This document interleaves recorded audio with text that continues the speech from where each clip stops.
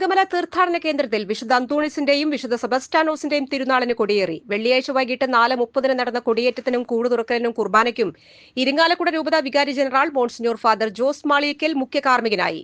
തീർത്ഥാടന കേന്ദ്രം സഹവികാരി ഫാദർ റെയ്സൺ തട്ടിൽ, father Davis Veliyan എന്നിവർ സഹകാർമ്മികരായിരുന്നു. ഇടവക അതിർത്തിയിലൂടെ വിശുദ്ധരുടെ തിരുസ്വരൂപവും തിരുശേഷിപ്പും പൊന്നാവുമെഴുന്നള്ളിക്കൽ നടന്നു. പരിപാടികൾക്ക് തീർത്ഥാടന കേന്ദ്രം rector father Manoj Mekkadath, father Ajith Thattathil, കൈക്കാരന്മാരായ ജോസ് വെട്ടുമണിക്കൽ, ജോസ് കറുകുറ്റിക്കാരൻ, ജോജു ചുള്ളി, ജോയ് കളത്തിങ്കൽ, ജനറൽ കൺവീനർ തോമസ് കുറ്റിക്കാടൻ, കേന്ദ്രസമിതി president Joy Kuyiladan, PRO Shojan D Vidheyathil, unit പ്രസിഡന്റുമാർ, സംഘടനാ ഭാരവാഹികൾ എന്നിവർ നേതൃത്വം നൽകി.